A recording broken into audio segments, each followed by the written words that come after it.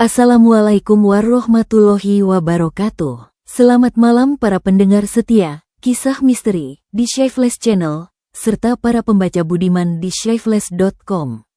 Kembali lagi bersama saya, suara yang akan menemani kalian menyusuri lorong-lorong gelap kisah-kisah yang terlupakan, mengungkap rahasia yang tertimbun debu, dan merasakan dingin yang merasuk tulang di setiap sudut cerita. Pernahkah kalian berpikir bahwa sebuah rekaman bisa menjadi kutukan? Bahwa sebuah video yang dibuat untuk menekan dan menguasai, justru membuka pintu bagi entitas yang jauh lebih kuno dan lapar akan darah? Di Lembah Girirejo, sebuah cekungan yang dikelilingi perbukitan gelap dan hamparan kebun tebu yang tak berujung, sebuah dosa yang direkam dengan sengaja menjadi bibit bagi teror paling mengerikan. Lembah ini menyimpan rahasia. Dan malam ini, kita akan menyaksikan bagaimana karma tidak datang sebagai hukuman yang adil, tetapi sebagai serbuan maut dari sesuatu yang lahir dari air mata dan dendam. Segera siapkan hati kalian, karena kisah yang akan kita telusuri bersama adalah kisah tentang bagaimana keserakahan memanggil siluman dari peradabannya sendiri. Udara di rumah Haji Prabowo terasa berat dan mampat, seolah dipenuhi oleh awan hitam yang tak kasat mata. Haji Prabowo, mantan bupati yang kini menikmati masa pensiunnya di lereng Lembah Girirejo, duduk di kursi utama dengan senyum yang penuh kemenangan. Di hadapannya, Satrio dan istrinya, Mira, tampak seperti binatang yang terpojok, wajahnya memerah oleh amarah dan rasa direndahkan yang tak mereka alami sebelumnya. Silahkan viralkan video itu. Suara Haji Prabowo tenang namun mengandung baja yang mampu memotong baja. Setelah viral, aku juga akan viralkan pesta pernikahan mereka. Mas kawin mereka mobil Avanza Reborn dan uang 100 juta, plus seserahan perhiasan emas yang akhirnya kamu ambil sendiri. Aku bisa penjarakan kalian, Satrio. Aku sudah bukan bupati lagi. Aku bebas dan tak takut citra buruk. Monggo. Silahkan viralkan dan persiapkan diri masuk penjara. Hajah Siti, istrinya, ikut menyahut dengan tangan yang menuding ke arah pagar yang menghadap ke jurang lembah. Sana pergi, suruh Ratnasari balik dalam 3 hari. Jika tidak, Reza akan menceraikannya. Pergi dari sini. Satrio dan Mira saling pandang. Dalam mata mereka, bukan kekalahan yang terlihat, melainkan bara api yang siap membakar segalanya.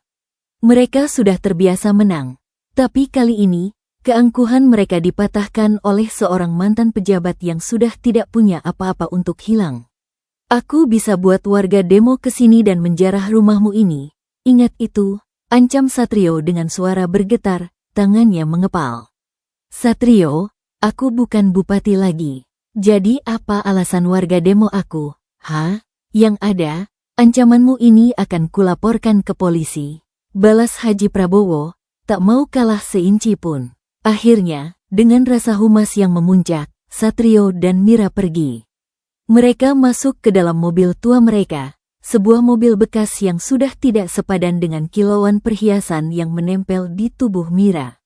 Amarah membutakan mata Satrio. Ia menginjak pedal gas dengan kasar. Mobil melaju kencang di jalanan desa yang berkelok-kelok di tepi tebing Lembah Girirejo.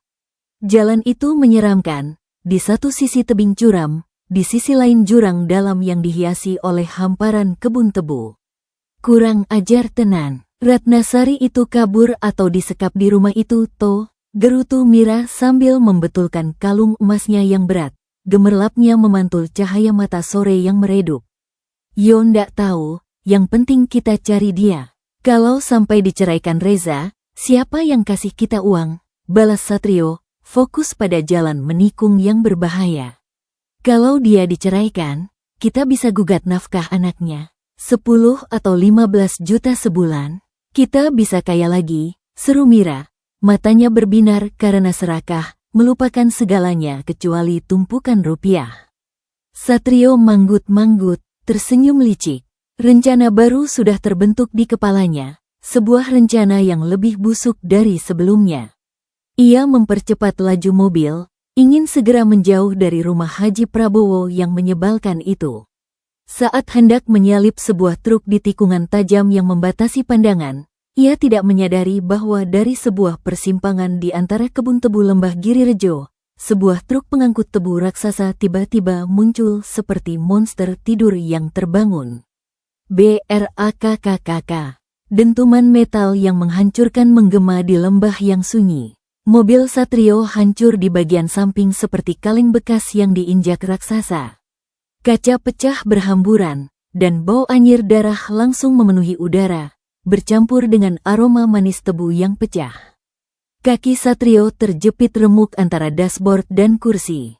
Ia masih sadar, tapi rasa sakit di kakinya dan panggulnya tak terlukiskan, seolah seluruh tulangnya telah hancur menjadi serbuk. Di sebelahnya, Mira lebih parah. Kepalanya membentur pintu dengan keras. Darah mengucur deras dari pelipis dan telinganya, dan ia sudah tak sadarkan diri, tubuhnya lunglai. Tolong, tolong, rintih Satrio. Suaranya lemah tertelan oleh desisan angin yang bertiup melewati lembah. Warga yang mendengar suara benturan berhamburan ke lokasi. Mereka melihat pemandangan mengerikan. Satrio dievakuasi dengan susah payah. Saat ia ditarik keluar dari reruntuhan mobil, matanya yang berkabut karena nyeri menangkap sesuatu yang aneh. Di antara kerumunan orang yang berusaha membantu, ia melihat sosok Ratnasari berdiri di kejauhan, di tepi kebun tebu lembah Girirejo. Wajah menantunya itu datar, tidak menatapnya, tapi menatap Mira yang masih terjepit di dalam mobil. Dan di belakang Ratnasari, sesuatu yang gelap dan panjang melilit pelan di batang pohon tebu. Sesuatu yang berkilauan seperti sisik ular di bawah cahaya senja. Satrio mengedipkan mata, mencoba memfokuskan penglihatannya, dan sosok itu hilang secepat muncul. Ia mengira itu hanya ilusi karena rasa sakit dan syok yang melanda. Tapi rasa dingin yang mengerikan, sebuah dingin yang menusuk hingga ke sumsum tulang, sudah mulai merayap di dalam pembuluh darahnya. Itu adalah bibit pertama dari teror yang akan memakannya hidup-hidup. Rumah sakit umum daerah itu ramai dan bising, dipenuhi oleh aroma antiseptik yang menyengat dan deru mesin yang tak henti. Satrio dan Mira segera dibawa ke unit gawat darurat. Dokter dan perawat sibuk mengurus mereka, wajah mereka kusut karena kebiasaan menghadapi kematian. Kondisi Mira sangat kritis, pendarahan di kepalanya tak terkendali, mencemaskan para tim medis. Sementara Satrio, meskipun menderita patah tulang di beberapa bagian, kondisinya dianggap lebih stabil. Beberapa saat kemudian, seorang dokter muda menghampiri polisi yang menemani korban. Kondisi Ibu Mira sangat mengkhawatirkan. Ada pendarahan hebat di otak. Kami harus segera operasi, jika tidak, nyawanya tidak akan tertolong. Risikonya tinggi, tapi ini satu-satunya jalan. Keluarga Mira akhirnya tiba, wajah-wajah mereka dipenuhi kecemasan yang mendalam. Mereka adalah saudara-saudaranya, petani dan buruh yang wajahnya terpahat oleh kesulitan hidup di lembah yang terpencil. Setelah mendapat penjelasan singkat dari dokter, mereka bergegas ke ruang perawatan intensif di mana Mira terbaring tak berdaya. Satrio, yang sudah sadar di ruang sebelah, bisa mendengar suara tangis pecah dari luar. Ia mencoba memanggil, tapi tubuhnya terlalu lemah dan tenggorokannya kering. Ia lebih khawatir pada hal lain. Perhiasan Mira, semua perhiasan itu masih ada, bisiknya pada seorang perawat yang kebetulan lewat. Perawat itu hanya menggeleng singkat. Saat pasien tiba, tidak ada perhiasan apapun di tubuhnya, Pak. Hanya satu cincin di jarinya yang sulit dilepas. Pukulan kedua bagi Satrio, semua emasnya, simbol keangkuhan dan keserakahannya, lenyap. Ia yakin orang-orang yang menolong di lokasi kecelakaan yang telah mencurinya. Bajingan semuanya, gerutunya pelan, ditelan oleh bau rumah sakit. Di ruang Mira, suasana semakin tegang. Tiba-tiba, monitor detak jantungnya berbunyi kencang dan tidak beraturan, menunjukkan aritmia yang berbahaya. Mira yang tadinya tenang itu matanya melotot terbuka, seolah melihat sesuatu yang mengerikan di atas kepalanya. Jauhkan, jauhkan dia dariku, desisnya dengan suara serak penuh ketakutan. Ibu Mira, tenang, apa yang ibu lihat, kata seorang perawat, mencoba menenangkan sambil memegang tangannya. Tapi Mira tidak mendengar. Ia melihat sosok Ratnasari berdiri di ujung ranjangnya. Wajahnya pucat namun senyumnya sangat lebar, penuh kemenangan yang dingin. Sekarang giliranmu, Mira, kau yang menikmati penderitaanku, yang menghitung uang dari air mataku, sekarang aku yang akan menikmati kematianmu. Di belakang Ratnasari, sebuah bayangan hitam mulai terbentuk dari udara tipis. Bayangan itu tinggi, panjang, dan bergerak-gerak seperti ular yang siap menyerang. Kepalanya perlahan muncul dari bayangan, tapi itu bukan kepala ular biasa. Itu adalah kepala seorang bayi, dengan mata yang bersinar merah seperti bara api dan mulut yang menganga lebar tanpa mengeluarkan suara apapun. Tidak, Dinda, jangan, rintih Mira, tangannya bergerak di udara seolah mencoba menepis sesuatu yang tak kasat mata. Sosok ular berkepala bayi itu mendekat. Mira bisa mencium bau anyir darah segar dan bau tanah basah yang khas dari kuburan. Ia merasakan sesuatu yang dingin, basah, dan kasar menjulur ke wajahnya, menjilati air matanya yang sudah mengalir. Maafkan aku, pinta Mira dengan suara yang hampir tidak terdengar. Tidak ada ampun untukmu, bisik Ratnasari, suaranya laksana angin kuburan. Monitor di samping ranjangnya berbunyi panik, lalu berubah menjadi garis lurus yang menandakan kehidupan telah berakhir. Dengan mata masih melotot ketakutan pada sosok hantu yang hanya ia lihat, Mira menghembuskan napas terakhirnya. Teror telah merenggut korbannya yang pertama, dan itu baru permulaan. Satrio dibebaskan dari rumah sakit beberapa hari kemudian. Kakinya yang patah digips tebal, dan ia harus menggunakan tongkat kayu untuk berjalan dengan pinjang. Ia kembali ke rumahnya yang sederhana dan kini terasa sangat sepi. Kematian Mira membawa beban baru, bukan duka, melainkan ketakutan yang nyata dan berwujud. Sejak malam di rumah sakit, Satrio merasa tidak sendirian, bahkan di dalam rumahnya sendiri yang terletak di dasar lembah Girirejo.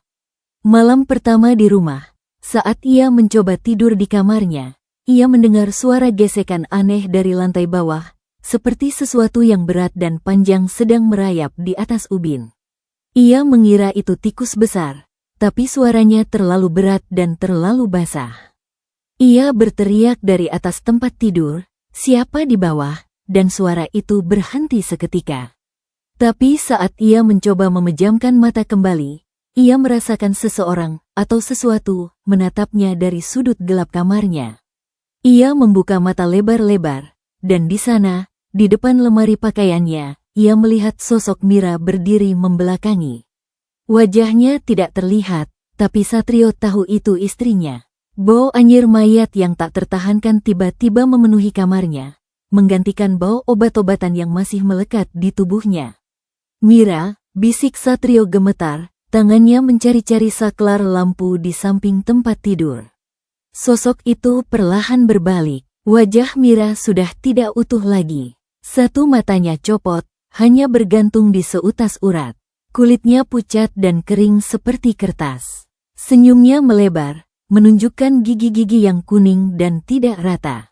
"Kau biarkan aku mati, Satrio. Kau biarkan mereka mengambil emasku. Kau lebih mengkhawatirkan emas daripada nyawaku," kata Mira dengan suara serak seperti dari dasar kubur. Setiap kata meneteskan ludah kental. Satrio berteriak dan menyembunyikan wajah di bantal, tubuhnya menggigil hebat. Saat ia berani menoleh lagi beberapa saat kemudian, sosok itu sudah hilang. Tapi bau mayat yang menyengat itu masih tertinggal, melekat di dinding dan perabotan. Teror itu berlanjut hari berikutnya, menjadi lebih nyata dan lebih menyiksa. Satrio menemukan jejak basah dan lengket di lantai ruang tamu, seperti jejak dari tubuh ular yang besar dan berlendir. Pakaian-pakaian dalam lemarinya tiba-tiba berjatuhan bersamaan, dan saat ia memungutnya, ia merasakan kain itu dingin dan basah seperti baru diangkat dari dasar rawa. Ia mendengar bisikan-bisikan keji di telinganya saat ia sendirian, suara-suara yang datang dari mana-mana dan tidak ada di mana-mana. pembunuh, pengeras. Kau akan mati, perlahan, menyakitkan. Satrio menjadi sangat paranoid. Ia mengunci semua pintu dan jendela rumahnya, tapi teror tetap datang dari dalam. Suara tangisan bayi Dinda terdengar samar dari dalam dinding, seolah bayi itu dikubur hidup-hidup di dalamnya. Suara itu meminta tolong dengan lemah, lalu berubah menjadi tawa yang mengerikan dan mengejek. Suatu sore, saat ia sedang duduk lesu di ruang tamu, televisi tua di depannya tiba-tiba menyala sendiri dengan volume keras. Tayangannya bukan acara biasa, melainkan rekaman kecelakaannya berulang-ulang. Ia melihat mobilnya hancur di tebing lembah Girirejo, melihat dirinya dan Mira ditarik keluar oleh warga. Lalu, tayangan itu berubah menjadi close-up wajah Mira yang membusuk di kamar mayat, matanya menatap lurus ke kamera. Ini yang akan terjadi padamu, Satrio. Tapi lebih mengerikan, kata Mira dari dalam televisi, suaranya terdistorsi oleh statik. Tiba-tiba, dari layar televisi yang retak-retak, sesuatu yang hitam dan panjang mulai merayap keluar. Itu adalah ekor ular yang besar dan berlendir, meneteskan cairan hijau ke karpet. Ekor itu menjulur ke lantai, meninggalkan jejak basah dan bau anyir yang tak karuan. Satrio berteriak sekuat tenaga, lari seadanya dengan tongkatnya ke kamar dan mengunci pintu, punggungnya bersandar di kayu sambil menangis. Ia bisa mendengar suara ekor ular itu mengetok-ngetok pelan namun mengancam di pintu kamarnya. Tok, tok, tok, seolah menunggunya untuk membuka pintu. Satrio benar-benar terkepung. Rumahnya, yang dulu menjadi bentengnya dan sumber kekuatannya, kini telah berubah menjadi kuburan yang dihuni oleh makhluk-makhluk dari neraka yang ia panggil sendiri. Ia tahu ia tidak bisa bertahan lama di dalam sana. Ia harus keluar. Ia harus mencari pertolongan. Tapi di mana? Siapa yang mau menolong seorang pengeras video seperti dirinya, yang telah membakar semua jembatan kebaikan dalam hidupnya? Di tengah kepanikan Satrio yang melanda, Haji Prabowo dan Hajah Siti tidak tinggal diam. Mereka khawatir bukan pada Satrio atau Mira, melainkan pada Ratnasari dan cucu mereka, Dinda. Kepergian Ratnasari yang misterius membuat mereka gelisah tak keruan. Mereka menyewa seorang detektif swasta bernama Baskoro untuk menyelidiki keberadaan menantu mereka.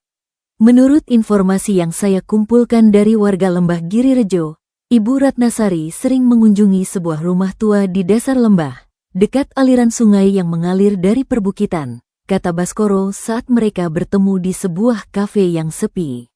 Rumah itu dihuni oleh seorang wanita tua, seorang dukun yang konon memiliki ilmu hitam yang sangat tua. Orang-orang menyebutnya Nini Gendis. Ilmu hitam? Tanya Hajah Siti tidak percaya, suaranya bergetar. Bisa jadi hanya desas-desus, Bu. Tapi ini satu-satunya petunjuk yang kita punya. Beberapa saksi mengatakan Ratnasari pergi ke sana beberapa kali sebelum ia menghilang, jelas Baskoro sambil menunjukkan peta. Tanpa pikir panjang, Haji Prabowo dan Hajah Siti memutuskan untuk pergi ke rumah itu. Mereka berharap menemukan jawaban, apapun itu. Perjalanan ke dasar lembah Girirejo terasa semakin suram saat mobil mereka menuruni jalan berliku. Rumah tua yang dimaksud, yang oleh warga disebut Padepokan Alas Ketu, tersembunyi jauh dari pemukiman warga, dikelilingi oleh pohon-pohon beringin yang menjulang tinggi dan tua. Suasananya instantly terasa angker, sunyi, dan seolah dunia itu berhenti berputar di sana. Mereka mengetuk pintu kayu yang sudah lapuk dan berjamur. Seorang wanita tua membukakan pintu. Wajahnya keriput penuh kerut-kerut usia. Matanya tajam dan sepertinya bisa melihat isi hati siapapun yang menatapnya. Ia memakai baju hitam-hitam kumal. Ia tidak mengajak mereka masuk. Apa kalian kehendaki? Tanya wanita tua itu dengan suara yang dalam dan kering. Kami mencari menantu kami, Ratnasari. Apakah dia pernah ke sini? Tanya Haji Prabowo sesopan mungkin, meskipun rasa was-was mulai menyelimutinya. Wanita tua itu menatap mereka tajam, seolah bisa melihat semua dosa yang pernah mereka lakukan. Ratnasari sudah memilih jalannya. Dia tidak akan kembali ke dunia kalian. Tapi di mana dia? Apa dia dan Dinda baik-baik saja? Desak Hajah Siti, air mata mulai membasahi pipinya. Wanita itu tersenyum tipis, senyum yang tidak membuat siapapun merasa nyaman. Kebaikan dan kejahatan adalah dua sisi mata uang yang sama. Kadang, untuk mendapatkan kebaikan sejati, seseorang harus bermain di dalam kegelapan yang paling pekat. Ratnasari sedang membalas semua dosa yang telah menimpanya. Biarkan dia menyelesaikan tugasnya. Haji Prabowo dan Hajah Siti saling pandang bingung. Maksudnya, kalian akan tahu nanti, saat panggung telah usai dan semua penonton pulang, kata wanita itu, lalu menutup pintu dengan kasar di depan wajah mereka. Mereka tidak mendapatkan jawaban, malah rasa was-was mereka bertambah menjadi ketakutan yang nyata. Saat mereka berbalik untuk pergi, Hajah Siti melihat sesuatu di jendela rumah itu yang kotor dan berjamur. Di balik kaca, ia melihat sosok Ratnasari sedang memandang mereka dari dalam kegelapan. Wajahnya datar, tanpa ekspresi, seperti patung. Di belakangnya, bayangan hitam panjang yang sangat mirip ular raksasa bergerak-gerak pelan. Ratnasari, bisik Hajah Siti dengan suara yang tercekat. Haji Prabowo menoleh cepat, tapi saat ia melihat ke arah jendela, sudah tidak ada siapa-siapa, hanya bayangan mereka sendiri yang tertangkap cahaya senja. Apa yang kau lihat? Tadi ada Ratnasari, jawab Hajah Siti dengan suara gemetar, memegangi lengan suaminya dengan erat. Mereka segera meninggalkan padepokan Alas Ketu dengan perasaan ngeri yang tak terlukiskan. Mereka mulai menyadari bahwa kehilangan Ratnasari bukanlah masalah sederhana. Ada sesuatu yang jauh lebih gelap, lebih kuno, dan lebih supernatural yang sedang terjadi. Dan mereka takut, Ratnasari mungkin bukan lagi korban, tapi telah menjadi tuan rumah bagi kegelapan itu. Ketakutan yang melumpuhkan akhirnya membuat Satrio nekat. Dengan tongkatnya, ia berhasil membuka jendela kamarnya dan merayap keluar dari rumah yang dihantui, meninggalkan semua kenikmatan duniawinya. Ia naik bas tujuan Lembah Giri Rejo dengan wajah pucat dan baju kusut. Ia ingat cerita bahwa Ratnasari sering ke seorang dukun. Mungkin di sanalah jawabannya, mungkin dukun itu bisa mengusir hantu-hantu yang mengganggunya. Setelah perjalanan yang melelahkan dan penuh kecurigaan dari penumpang lain, ia tiba di depan rumah tua yang sama, padepokan Alas Ketu, yang terasa semakin menyeramkan di dasar lembah. Dengan napas tersengal-sengal, ia mengetuk pintu kayu itu dengan gemetar. Wanita tua itu, Nini Gendis, membuka pintu seolah sudah menunggunya. "Aku sudah menunggumu, Satrio," katanya dengan suara yang datar dan tanpa emosi. Satrio masuk ke dalam rumah yang gelap dan penuh bau dupa aneh. "Tolong aku dihantui, istriku, menantuku, mereka bukan hantu biasa, Satrio. Mereka adalah Avengers, para pembalas dendam yang kau panggil sendiri lewat perbuatanmu yang keji," kata Nini Gendis, lalu menunjuk ke sebuah cermin kusam di sudut ruangan dengan bingkai dari kayu yang sudah lapuk. Lihatlah apa yang telah kau ciptakan dengan tanganmu sendiri." Satrio ragu, tapi ia terpaksa menatap ke dalam cermin itu. Awalnya, ia hanya melihat bayangannya yang tampak tua dan ketakutan. Tapi perlahan, bayangan itu berubah. Ia melihat adegan pemerkosaan yang direncanakannya 4 tahun lalu di jalan sepi lembah. Ia melihat tawa Mira saat menerima uang pemerasan dari Haji Prabowo. Ia melihat dirinya mengabaikan penderitaan Ratnasari. Lalu, bayangan itu berubah menjadi wajah Mira yang membusuk, lalu Ratnasari yang menangis berdarah. Dan kemudian, muncul sosok yang paling mengerikan. Sebuah ular raksasa dengan sisik hijau kehitaman yang mengkilap. Kepalanya adalah kepala Dinda, cucunya sendiri. Tapi mata bayi itu bukan mata bayi. Mata itu tajam, penuh kebencian, dan bersinar merah seperti api neraka. "Kakek jahat," bisik suara dari dalam cermin, suara Dinda yang telah dirasuki oleh kegelapan. Waktunya untuk diserbu. Tiba-tiba, cermin itu pecah dengan suara ledakan kering. Dari pecahan kaca, Asap hitam pekat menyembur keluar dan membentuk sosok yang sama seperti di cerita. Siluman ular berkepala manusia itu sekarang berada di ruangan yang sama dengannya. Tubuh ular itu menggeliat, memenuhi lantai, ekornya memukul meja kayu dan membuat semua benda di atasnya jatuh berserakan. Satrio berteriak ketakutan yang melampiaskan semua rasa takutnya. Ia jatuh ke lantai, tidak bisa bergerak karena rasa takut yang melumpuhkan seluruh ototnya. Ini adalah akhir dari pertunjukanmu, Satrio, kata Nini Gendis, yang ternyata adalah ibu dari Ratnasari. Anakku menyerahkan jiwanya yang suci untuk memanggil makhluk ini dari peradabannya yang tidur. Dan makhluk ini lapar. Ia lapar akan darah dan daging orang-orang berdosa sepertimu. Siluman itu mendekat. Kepala Dinda itu menatap Satrio. Mulutnya menganga lebar, menunjukkan gigi-gigi tajam yang tidak seharusnya dimiliki bayi. Lidahnya yang bercabang dan panjang seperti ular keluar, menjulur ke arah wajah Satrio, meninggalkan jejak lendir yang berbau busuk. Tolong, ampuni aku, pinta Satrio dengan suara serak. Terlambat, bisik Nini Gendis dengan tenang. Siluman itu menyerang, tapi bukan Satrio yang jadi target pertama. Kepala itu menoleh dengan cepat dan menggigit lengan Nini Gendis dengan satu gigitan yang kuat. Wanita tua itu tidak berteriak, ia hanya tersenyum saat darahnya mengucur deras dari luka gigitan itu.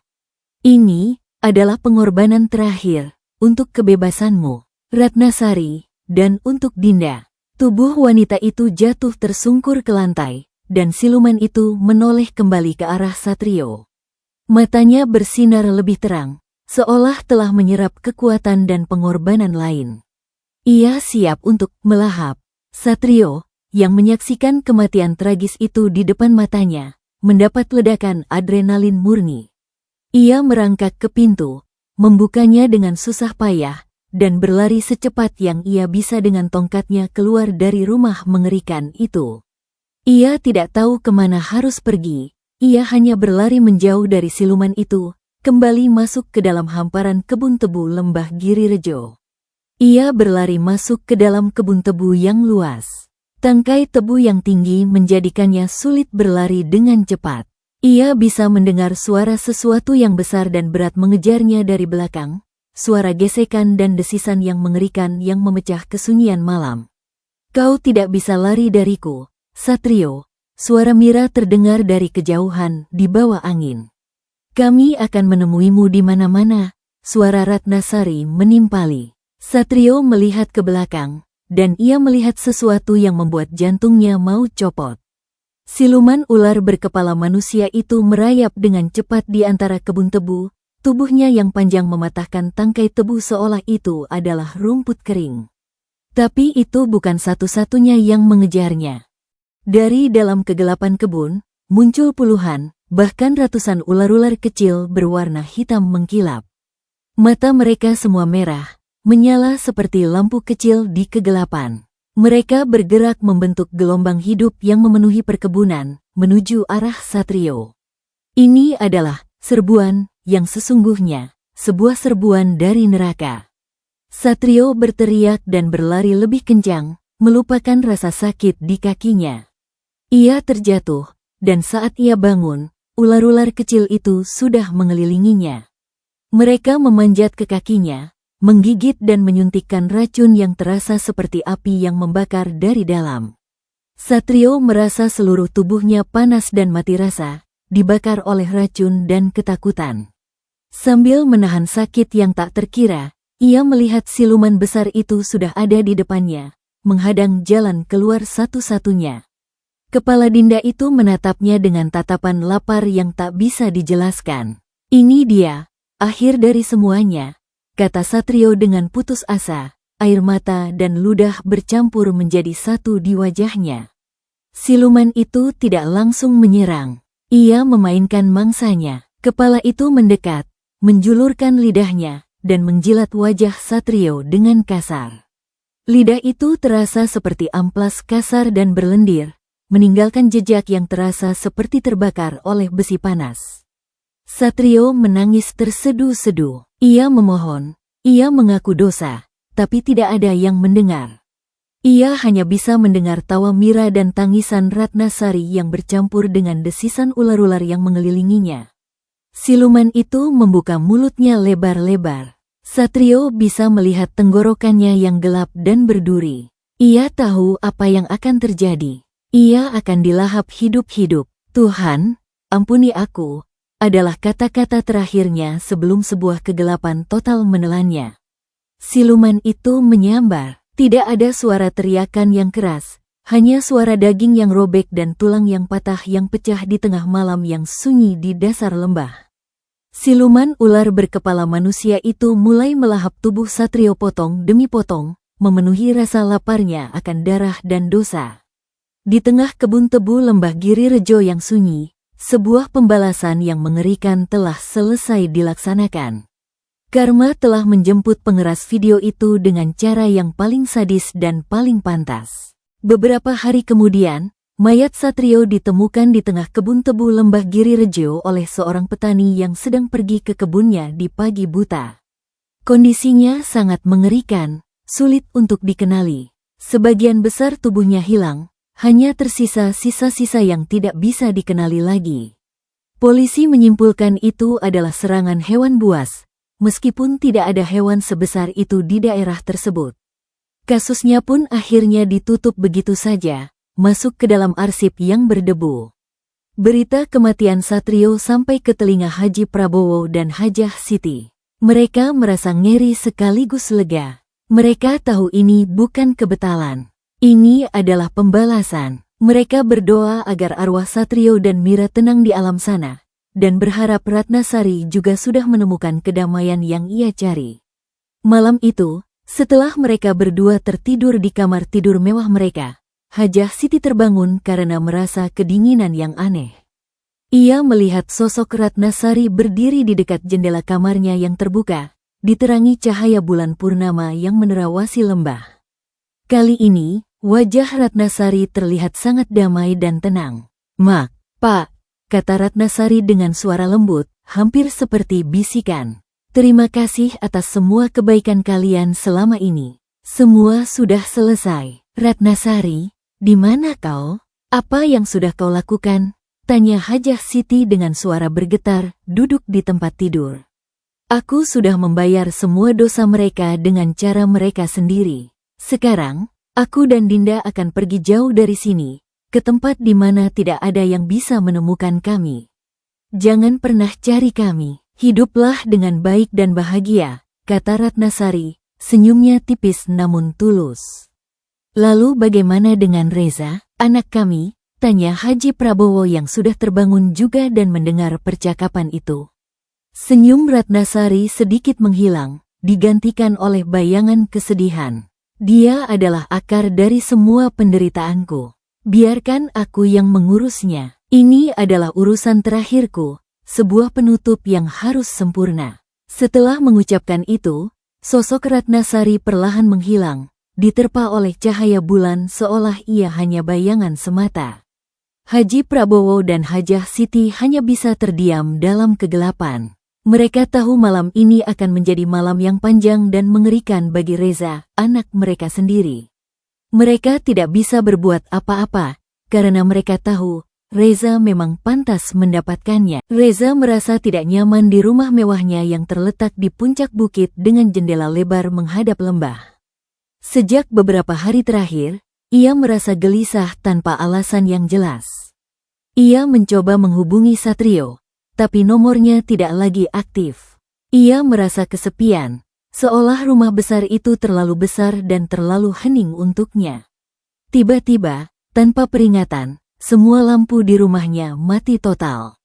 Kegelapan menyelimuti segalanya, hanya cahaya redup dari bulan yang masuk melalui jendela. Halo, ada yang bisa bantu? Listrik mati, teriak Reza ke arah gelap. Tidak ada jawaban. Ia merasakan hawa dingin yang menusuk tulang tiba-tiba mengisi ruangan, seolah pintu ke dunia lain telah terbuka. Dari kejauhan, di ruang tamu, ia melihat sesosok bayangan duduk di sofa favoritnya yang mahal. Dengan ragu dan hati yang berdebar kencang, Reza mengambil senter di ponselnya dan menyorot ke arah itu. Sosok itu adalah Ratnasari. Ia duduk dengan anggun, memakai gaun putih yang sama dengan malam 4 tahun lalu. Wajahnya tenang, tapi matanya kosong, tidak punya cahaya. Ratnasari, kau hidup, apa ini? Tanya Reza tak percaya, suaranya serak. Aku sudah mati, Reza. Mati di malam kau memerkosa aku dan menghancurkan hidupku, kata Ratnasari dengan suara yang datar dan tanpa emosi, namun setiap kata terasa seperti es. Aku datang untuk mengambil nyawamu, sebagai pembayaran atas semua air mata yang kau tumpahkan. Reza tertawa gugup, mencoba menutupi rasa takutnya yang luar biasa. Gila, kau hantu, pergi dari sini, kau tidak nyata, kau yang akan pergi dari sini, Reza. Selamanya, kata Ratnasari. Tiba-tiba, dari belakang sofa, sesuatu yang besar dan hitam muncul. Siluman ular berkepala manusia itu menjulurkan lehernya yang panjang, menatap Reza dari atas dengan mata kepala Dinda yang bersinar merah seperti api. Reza berteriak setinggi langit dan lari sekuat tenaga ke arah dapur, berniat mencari pisau. Tapi saat ia sampai di dapur yang modern dan bersih itu, semua pintu dan jendela di sana tertutup rapat dengan sendirinya. Ia terperangkap, ia mencoba mendobrak pintu, tapi pintu itu terasa menyatu dengan dinding. Ia mendengar suara gesekan yang berat dan basah yang mendekat dari ruang tamu. Siluman itu memasuki dapur, tubuhnya yang panjang dan berlendir memenuhi seluruh lantai dapur yang bersih. Kepala Dinda itu menjulur, menatap Reza dari atas dengan tatapan lapar. Ini untuk semua penderitaan yang kau berikan padaku, kata Ratnasari, yang tiba-tiba sudah berdiri di samping siluman itu, wajahnya kini penuh dengan kebencian. Dan ini untuk Dinda, putri kita yang tidak pernah kau inginkan, yang kau anggap sebagai beban, kata Ratnasari lagi, suaranya meninggi. Siluman itu menyerang, tapi ia tidak langsung membunuh Reza. Ia membelit tubuh Reza dengan kuat. Reza merasa tulang-tulangnya di dadanya dan pinggulnya remuk satu persatu. Ia tidak bisa berteriak karena nafasnya terhenti, paru-parunya terjepit.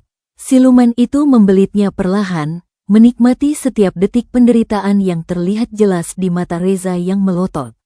Setelah Reza tidak bergerak lagi dan nyawanya melayang, siluman itu membuka mulutnya yang menganga lebar dan menggigit leher Reza, menghisap darahnya habis sampai tubuh Reza pucat dan kering seperti dedaunan kering. Ini adalah pelahapan terakhir, penutup dari dendam yang telah berakar selama bertahun-tahun. Dan setelah itu, Ratnasari dan siluman itu menghilang ke dalam kegelapan, meninggalkan tubuh kering Reza di dapurnya yang mewah. Keesokan paginya, Haji Prabowo dan Hajah Siti menemukan Reza tewas di dapurnya. Jasadnya pucat dan kering, seolah semua darahnya telah disedot habis. Polisi bingung dengan penyebab kematian ini. Ada luka gigitan aneh di lehernya, tapi sekali lagi, kasusnya akhirnya menguang begitu saja tanpa tersangka. Haji Prabowo dan Hajah Siti tidak menangis. Mereka hanya merasa hampa dan sedih yang sangat mendalam. Mereka tahu anak mereka mendapat balasan yang setimpal atas kekejamannya. Mereka memakamkan Reza di pemakaman keluarga, di sebelah makam Satrio dan Mira. 3 orang yang terikat oleh dosa dan mati dengan cara yang mengerikan, membentuk segitiga maut yang tak terelakkan. Beberapa hari setelah pemakaman, Haji Prabowo menemukan sebuah kotak kecil yang terbuat dari anyaman bambu di depan pintu rumahnya. Di dalamnya, ada sebuah boneka kecil yang terbuat dari jerami kering, menyerupai seorang bayi perempuan. Dan di bawah boneka itu, ada secarik kertas usang dengan tulisan tangan yang indah. Tertulis, "Terima kasih, Bapak dan Ibu. Sekarang aku dan Dinda benar-benar bebas. Kalian jangan pernah khawatir. Kami akan baik-baik saja di tempat yang jauh dari sini, tempat di mana masa lalu tidak bisa menemukan kami. Tolong, jangan pernah cari kami. Ini adalah perpisahan kita yang sebenarnya." Haji Prabowo dan Hajah Siti menatap surat itu dengan air mata yang mengalir deras. Mereka tahu ini adalah pesan terakhir dari Ratnasari. Mereka tidak akan pernah melihatnya atau Dinda lagi. Mereka harus menerima kenyataan pahit bahwa menantu dan cucu mereka telah memilih jalan kegelapan untuk mendapatkan keadilan, dan kini mereka hidup di dalam bayang-bayang kegelapan itu selamanya. Mereka membakar boneka jerami itu di halaman belakang rumah mereka yang luas, sebagai simbol pelepasan dan doa. Asapnya mengepul ke langit malam yang cerah, membawa semua dendam, darah, dan air mata yang telah tumpah. Mungkin di suatu tempat yang jauh di sana, seorang ibu dan anaknya menatap asap itu dari kejauhan, lalu berbalik dan melangkah menuju matahari terbenam, meninggalkan masa lalu yang mengerikan untuk selamanya. Cerita tentang pengeras video, siluman ular, dan pembalasan mengerikan pun berakhir, menjadi legenda urban yang akan diceritakan orang-orang di lembah Girirejo dengan suara berbisik ketika malam tiba. Sebuah peringatan bahwa setiap tindakan akan ada balasannya, dan kadang-kadang, pembayarannya datang dalam bentuk yang paling mengerikan yang bisa kita bayangkan. Terima kasih kepada kalian para pendengar setia, kisah misteri, di Shyflash Channel serta para pembaca budiman di shyflash.com yang telah menyaksikan hingga akhir. Jangan lupa untuk terus mendukung kami dengan cara menekan tombol like, menulis komentar, dan melakukan share agar kisah-kisah misteri ini bisa terus kami hadirkan. Sampai jumpa di episode selanjutnya dengan kisah-kisah yang tak kalah mencekam. Wassalamualaikum warahmatullahi wabarakatuh.